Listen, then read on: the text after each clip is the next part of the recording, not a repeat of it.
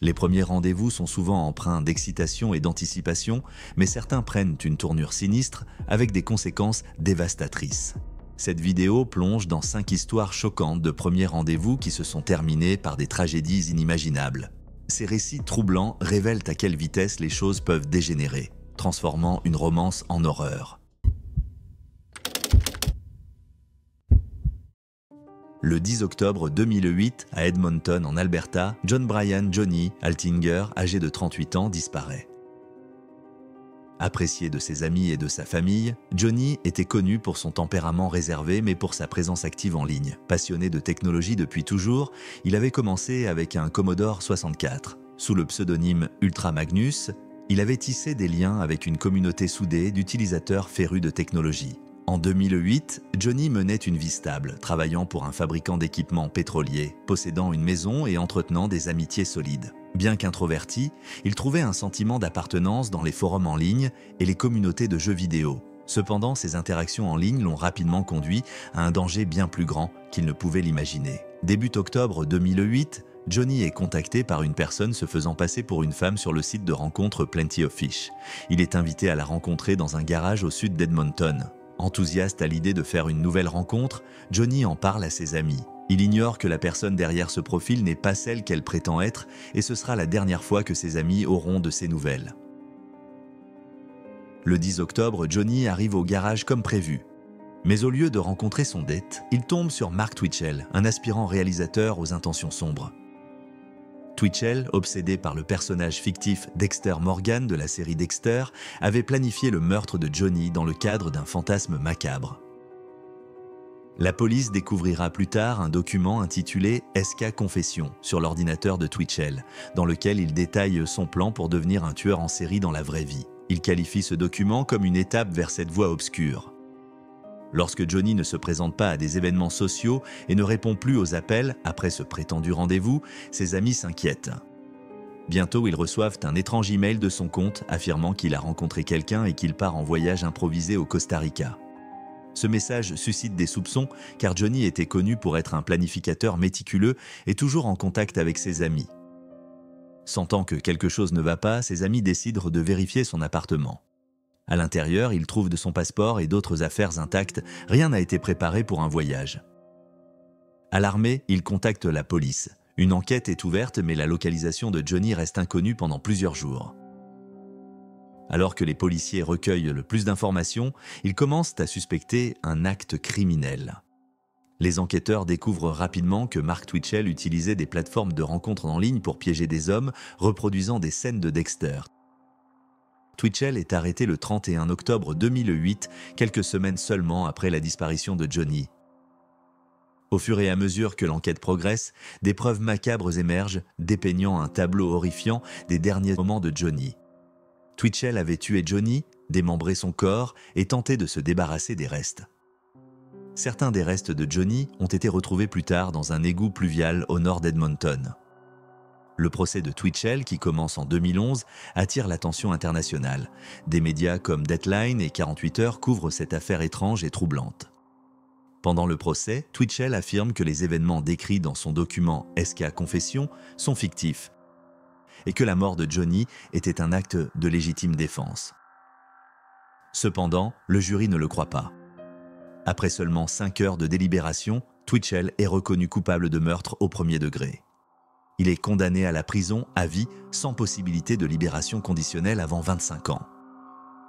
Le procès de Twitchell est terminé, mais l'affaire continue de soulever des questions troublantes sur les dangers qui se cachent dans l'anonymat d'Internet. Pourrait-il y avoir d'autres personnes comme lui, mélangeant fiction et réalité de manière mortelle? Ces pensées laissent un rappel glaçant de la fine frontière entre le fantasme et les horreurs qui peuvent se dérouler dans la vie réelle.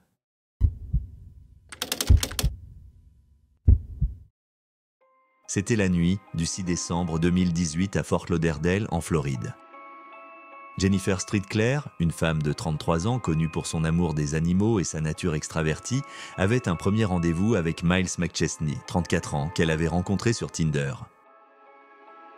McChesney est arrivé chez Jennifer vers 22 h sur une moto Harley-Davidson noire. 2 autres couples à moto les ont rejoints et ils se sont dirigés vers Delray Beach pour une soirée. Pleine d'excitation, Jennifer ignorait que ce serait sa dernière nuit. Après avoir visité plusieurs bars, le groupe a entamé son retour. La nuit a pris un tour horrifiant aux premières heures du 7 décembre 2018, alors qu'il roulait vers le sud sur l'Interstate 95. Vers 1h30 du matin, Jennifer est tragiquement tombée de la moto de McChesney sur l'autoroute. Les événements qui ont suivi ont été dévastateurs. Jennifer est tombée sur la route très fréquentée, où plusieurs voitures l'ont percutée avant que quiconque ne puisse réagir. Au moins 9 véhicules l'ont heurtée, mais seulement 3 conducteurs se sont arrêtés pour l'aider. Dans le chaos, des témoins ont rapporté avoir vu un homme debout près de sa moto, à côté de son corps. Au lieu de l'aider, il a pris la fuite, disparaissant dans la nuit. Jennifer a été laissée seule sur l'autoroute. Les autorités ont retrouvé son corps vers 3h du matin près de la sortie Atlantic Boulevard à Pompano Beach. Malheureusement, elle était déjà décédée sur les lieux. McChesney, l'homme avec qui elle sortait, a disparu sans laisser de traces. La famille de Jennifer était sous le choc et incrédule. Sa tante, Amy Gamber, a exprimé le chagrin de la famille en disant « Nous ne comprenons pas comment quelqu'un a pu faire ça ». Désespérée de comprendre, la famille de Jennifer s'est interrogée sur l'identité de McChesney, sur les raisons pour lesquelles il l'avait abandonnée et sur la manière dont elle était tombée de la moto. La police de Floride a rapidement ouvert une enquête. Il a été révélé que McChesney séjournait chez son cousin Bill Young à Fort Lauderdale lorsqu'il a rencontré Jennifer sur Tinder. La soirée avait commencé par un simple dîner et des verres, mais s'est terminée par une tragédie inimaginable. Après la chute de Jennifer, McChesney a contacté son cousin Bill Young, qui roulait devant avec les autres couples. Young, inquiet après avoir appris que quelque chose s'était mal passé, a appelé le 911. Il pensait initialement que McChesney avait été impliqué dans un accident.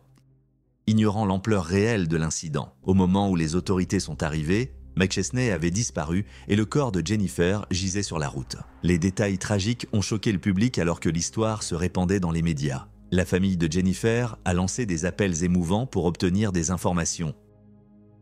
Désespérés de comprendre ce qui était arrivé à leurs proches, l'avocat de la famille, Todd Falzone, a tenu une conférence de presse dans les jours qui ont suivi. Il a expliqué que McChesney était le conducteur de la moto et qu'il n'avait pas porté secours après la chute de Jennifer. Falzone a décrit le comportement de McChesney comme imprudent et irresponsable. Falzone a également révélé que McChesney avait bu cette nuit-là et qu'il était probablement en état d'ébriété au volant. Il a spéculé que la conduite négligente de McChesney avait provoqué la chute de Jennifer, la projetant dans la circulation. La famille de Jennifer a intenté un procès contre McChesney, réclamant 15 000 $ de dommages et intérêts et a également nommé le propriétaire de la moto, Johnny Lewis, comme second défendeur. Malgré les actions en justice, de nombreuses questions restent sans réponse. Comment Jennifer est-elle tombée? McChesney l'a-t-il abandonnée par peur ou y avait-il plus à cette histoire? L'enquête se poursuit, la famille étant déterminée à obtenir des réponses. En compliquant davantage l'affaire, il a été révélé que McChesney avait un passé trouble, incluant un séjour en prison à New York. Il n'avait été libéré que quelques semaines avant l'incident, soulevant encore plus de questions sur son rôle dans la mort de Jennifer. L'avocat Falzone a continué à exhorter toute personne ayant des informations à se manifester, espérant apporter justice à la famille de Jennifer. Jennifer était au cœur de cette tragédie. Une femme pleine de vie et profondément aimée par sa famille. Sa tante l'a décrite en larmes comme une personne gentille qui ferait n'importe quoi pour les autres. Sa belle-sœur, Ashley Street, Claire, a lancé une collecte de fonds pour aider à couvrir les frais funéraires, qualifiant Jennifer d'amie, nièce, sœur et fille aimante dont la vie a été emportée bien trop tôt. La communauté s'est rassemblée autour de la famille St. Claire, organisant une veillée aux chandelles à Cooper's Hawk Winery où Jennifer travaillait comme serveuse. À ce jour, l'enquête est toujours en cours et aucune accusation n'a été portée contre McChesney. La famille de Jennifer continue d'attendre des réponses et une responsabilité pour la tragédie qui a coûté la vie à leurs proches.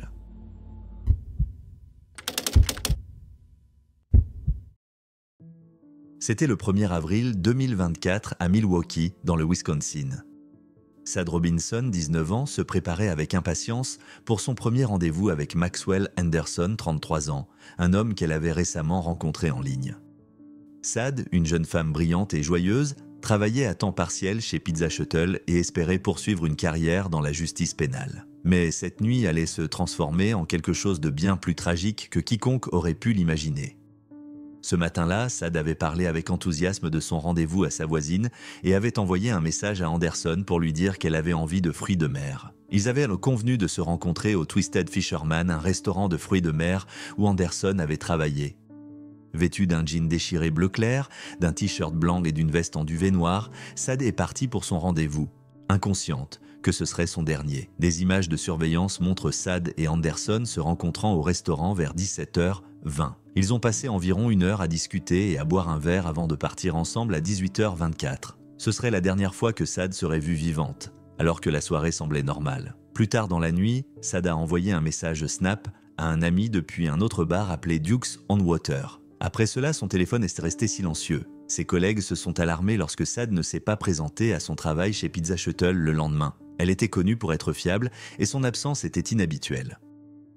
Son manager, Justin Romano, l'a appelé plusieurs fois sans réponse. Un ami, inquiet pour la sécurité de Saad, a signalé sa disparition à la police ce soir-là.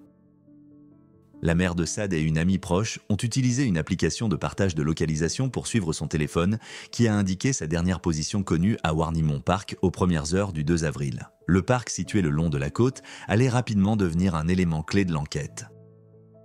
Le 2 avril, à 7h32 du matin, les pompiers de Milwaukee ont répondu à un incendie de véhicule près de Washington Park. La voiture, une Honda Civic 2020, était entièrement en flammes. Après avoir éteint l'incendie, les enquêteurs ont identifié la voiture comme celle de Saad. À l'intérieur du véhicule, ils ont trouvé des morceaux de son iPhone et les restes carbonisés des vêtements qu'elle portait cette nuit-là. La scène troublante laissait entrevoir l'horreur qui s'était déroulée. Plus tard dans la journée, un passant marchant le long des falaises de Warnimont Park a fait une découverte horrifiante. Une jambe humaine sectionnée avec des orteils peints en rose gisant sur la rive. Les autorités ont été appelées et le bureau du shérif du comté de Milwaukee est arrivé pour enquêter. Des tests ADN ont confirmé plus tard que la jambe appartenait à Saad, bien qu'aucune autre partie de son corps n'ait encore été retrouvée. L'enquête s'est assombrie encore davantage lorsque des images de surveillance de Warnimont Park ont refait surface. Une voiture, ressemblant à la Honda Civic de Saad, a été vue entrant dans le parc vers 2h50 du matin le 2 avril. Le véhicule a heurté un portail près d'une allée de service, laissant derrière lui des pièces cassées. À 3h02, une silhouette a été capturée par la caméra marchant plusieurs fois entre la plage et l'allée de service avant de partir 90 minutes plus tard. Les 5 et 6 avril, d'autres restes, y compris un pied et d'autres parties du corps, ont été retrouvés près de l'endroit où la voiture de Saad avait brûlé. Les enquêteurs soupçonnaient fortement que les restes étaient les siens. Puis, le 18 avril, un torse et un bras ont été retrouvés échoués sur la côte de South Milwaukee, ajoutant encore aux découvertes macabres. Alors que l'enquête progressait, l'attention s'est tournée vers Maxwell Anderson, la dernière personne à avoir vu Saad en vie. Anderson a été arrêté le 4 avril. Et les preuves contre lui ont commencé à s'accumuler. Des images de surveillance, des relevés téléphoniques et des témoignages l'ont lié aux événements. Du sang a été découvert chez lui, ainsi que des bidons d'essence, indiquant qu'il avait probablement incendié la voiture de Saad. Des témoins ont rapporté avoir vu un homme correspondant à la description d'Anderson près de la voiture en flammes de Saad. Un témoin a même déclaré avoir vu l'homme jeter un briquet dans le véhicule avant de s'éloigner. Des images de surveillance d'un bus ont confirmé plus tard qu'Anderson était bien la personne vue près des lieux. Anderson a été inculpé pour homicide volontaire au premier degré, mutilation de cadavres et incendie criminel. S'il est reconnu coupable, il encourt la prison à vie. La brutalité choquante de l'affaire a profondément affecté la communauté de Milwaukee. La shérif Denita Ball a salué les efforts des forces de l'ordre pour rassembler des preuves cruciales. Bien que des rumeurs aient circulé selon lesquelles Anderson avait été libéré, le bureau du shérif du comté de Milwaukee a confirmé qu'il était toujours en détention sous une caution de 5 millions de dollars. Les enquêteurs continuent de travailler pour retrouver tous les restes de Saad et découvrir toute la vérité derrière sa mort tragique.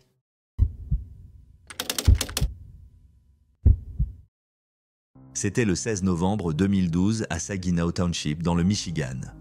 Leigh Swanson, une femme de 45 ans, se préparait à rencontrer Stephen Fabi, un homme de 30 ans qu'elle avait rencontré sur meetme.com. Bien qu'excitée, Leigh se sentait mal à l'aise et avait partagé ses inquiétudes avec sa mère, Beverly Kane. Malgré ses craintes, Leigh a appelé sa mère après avoir rencontré Stephen, la rassurant en disant que tout allait bien. Leigh a quitté son domicile vers 18h30, prévoyant de rentrer plus tard dans la nuit. Cependant, ce fut la dernière fois que sa famille l'a vu. Alors que les heures se transformaient en jours sans nouvelles de Leigh, sa famille s'est inquiétée de plus en plus. Le 18 novembre, 2 jours plus tard, Leigh a appelé sa mère vers midi, disant qu'elle attendait son transport et qu'elle serait de retour à 15 heures. Malheureusement, Leigh n'est jamais rentrée et l'inquiétude de sa famille s'est intensifiée. Le 19 novembre, sans aucun contact supplémentaire, la famille de Leigh a signalé sa disparition à la police. Les enquêteurs ont retracé son dernier appel à une adresse à Edenville Township où Stephen Faby vivait. Ils ont découvert des détails troublants sur l'activité en ligne de Stephen. Ses publications sur les réseaux sociaux étaient remplies d'humour noir et de commentaires inquiétants, suggérant des problèmes plus profonds. Le 27 novembre 2012, 11 jours après la disparition de Leigh, les enquêteurs sont arrivés chez Stephen pour l'interroger. Alors qu'ils approchèrent de la maison, ils ont entendu un coup de feu. Le père de Stephen est sorti, déjà au téléphone avec le 911, disant aux opérateurs que son fils venait de se tirer une balle. À l'intérieur de la maison, les enquêteurs ont trouvé Stephen mort d'une balle auto-infligée. Ils ont également trouvé du sang dans une autre partie de la maison, soulevant encore plus de questions. La recherche de Leigh s'est intensifiée et les enquêteurs ont fait une découverte déchirante le lendemain, le 28 novembre. Le corps de Leigh a été retrouvé dans une zone boisée près de la maison de Stephen, à environ 30 pieds d'une propriété voisine. Elle avait été tuée d'une balle dans la tête et était là depuis un certain temps. Cette découverte dévastatrice a mis fin à la douloureuse recherche, mais a laissé la famille avec de nouvelles questions. Pourquoi cela s'est-il produit ? Qu'est-ce qui a poussé Stephen à commettre un acte aussi horrible ? Dans les jours précédant sa mort, le comportement de Stephen avait été étrange. Lorsque la famille de Leigh avait initialement essayé de le contacter pour savoir où elle se trouvait, il avait été évasif et avait même raccroché au téléphone. Cela contrastait avec l'image qu'il donnait en ligne, où il semblait détendu et facile à vivre. Son sens de l'humour décalé et son comportement erratique semblaient maintenant être des signes avant-coureurs qui étaient de passer inaperçus. La famille de Leigh s'est demandé pourquoi il avait fallu 7 jours après sa disparition pour que la police se rende chez Stephen. Les choses auraient-elles pu se passer différemment si les autorités avaient agi plus tôt ? Et qu'en est-il de l'activité troublante de Stephen sur les réseaux sociaux ? Ses publications, remplies de remarques cryptiques et dérangeantes, semblaient être des drapeaux rouges avec le recul, mais à l'époque, ses amis en ligne les avaient peut-être considérés comme de l'humour étrange. La mort de Leigh a laissé sa famille et sa communauté en deuil. Sa mère, Beverly, avait pressenti que quelque chose n'allait pas et avait mis en garde Leigh contre ce rendez-vous. Leigh avait admis avoir un mauvais pressentiment, mais avait rassuré sa mère lors de son dernier appel en disant que tout allait bien. Tragiquement, ces mots étaient loin de la vérité. Dans les semaines qui ont suivi la mort de Leigh, les enquêteurs ont continué à examiner les détails de l'affaire. Ils ont collaboré avec le laboratoire de criminalistique de la police d'État du Michigan et ont demandé l'aide du site Meet Me, où Leigh et Stephen s'étaient rencontrés. L'affaire a mis en lumière les dangers des interactions en ligne où les gens ne révèlent souvent que des parties sélectives d'eux-mêmes. Bien que la plupart des gens utilisent les plateformes de rencontres en toute sécurité, l'histoire de Leigh est un exemple douloureux des risques cachés. Les enquêteurs ont creusé plus profondément dans la vie de Stephen et ont trouvé des contradictions dans sa présence en ligne. Sa biographie sur les réseaux sociaux, qui semblait autrefois légère, prenait maintenant une signification bien plus sombre. Il s'était décrit comme une personne imprudente, mais ses blagues et commentaires décontractés étaient à maintenant perçus comme des avertissements qui étaient passés inaperçus.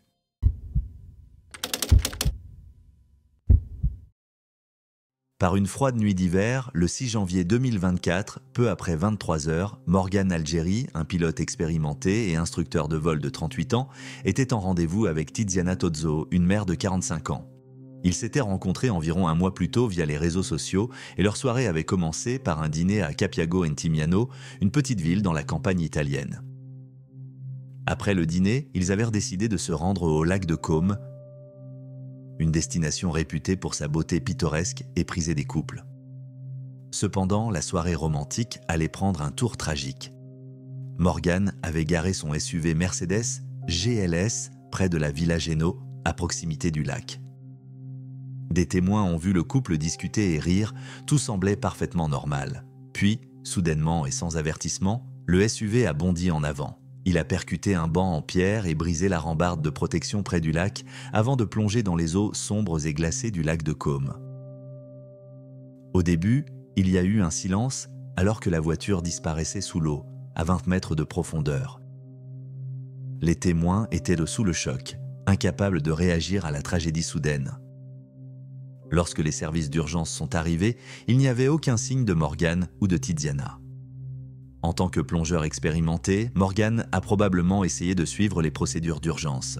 Lui et Tiziana ont réussi à ouvrir la portière du conducteur alors que la voiture coulait, mais ils faisaient face à des conditions extrêmes. L'eau presque gelée et l'obscurité totale rendaient la survie presque impossible. Les plongeurs ont récupéré leur corps à l'aube, à seulement 15 mètres de la voiture submergée.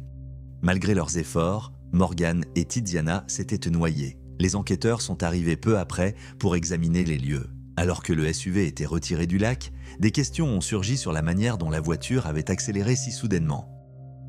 Il n'y avait aucun signe de violence ou de dispute entre Morgan et Tiziana. Leur téléphone, récupéré dans le véhicule, ne montrait aucune activité suspecte. La plongée mystérieuse dans le lac a laissé tout le monde perplexe. La famille de Morgan, en particulier sa sœur, a rappelé qu'il s'était plaint de problèmes mécaniques avec le SUV. Il louait le véhicule depuis quelques mois et avait connu plusieurs incidents où la voiture refusait de démarrer. L'ex-partenaire de Morgan, Monica Barbanti, a confirmé ces problèmes.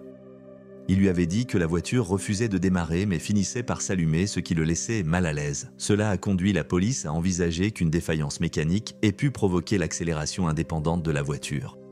Une défaillance de la transmission automatique pourrait-elle avoir causé l'accident? Ou s'agissait-il d'une erreur humaine, Morgan ayant accidentellement appuyé sur l'accélérateur? Le véhicule a été saisi pour une expertise médico-légale, mais les premiers résultats n'ont pas apporté de réponse claire. Alors que l'enquête progressait, il est devenu évident que Morgan avait lutté pour sauver sa vie et celle de Tiziana. Son expérience de pilote et de plongeur signifiait qu'il connaissait les procédures d'urgence. Pourtant, les conditions difficiles de la nuit, l'eau glacée, l'obscurité totale et la panique ont probablement rendu impossible la survie. Même pour quelqu'un avec ses compétences, certains rapports ont spéculé que le couple aurait pu souffrir d'un manque d'oxygène ou d'autres complications alors qu'ils luttaient pour échapper à la voiture en train de couler. Tiziana, mère d'un fils de 14 ans, espérait un nouveau départ dans la vie. Ses amis l'ont décrite comme une femme forte et attentionnée qui mettait toujours son fils en priorité. Elle avait fait confiance à Morgan cette nuit-là, croyant qu'il avait tout sous contrôle. Personne n'aurait pu imaginer les événements horribles qui allaient se produire. Alors que les jours passaient, le mystère s'épaississait. Les résultats de l'autopsie étaient attendus pour éclairer leurs derniers instants, tandis que l'expertise médico-légale du véhicule se poursuivait. Comment la voiture, garée en toute sécurité à quelques mètres du lac, avait-elle soudainement accéléré? Malgré l'expérience de Morgan, pourquoi n'avait-il pas pu atteindre la surface? Les enquêteurs ont exploré toutes les possibilités. Le banc en pierre que la voiture avait heurté et la rambarde brisée ont été analysés pour trouver des indices sur la vitesse et la trajectoire du véhicule. Mais l'enquête a soulevé plus de questions que de réponses. Les amis et la famille luttaient pour faire face à la perte de Morgan et Tiziana. Morgan, connu pour son amour de la vie, a laissé un grand vide. Un ami proche, Alessio Pengue, a exprimé le profond chagrin ressenti par tous ceux qui le connaissaient. Les amis de Tiziana se souvenaient d'elle comme d'une mère dévouée qui mettait toujours son fils en priorité. Alors que l'enquête se poursuit, les autorités n'ont pas exclu une défaillance mécanique comme cause potentielle. Les problèmes antérieurs de Morgan avec la voiture soulèvent la possibilité qu'une défaillance technique ait causé l'accident tragique. Une erreur momentanée aurait-elle suffi à provoquer un événement aussi catastrophique?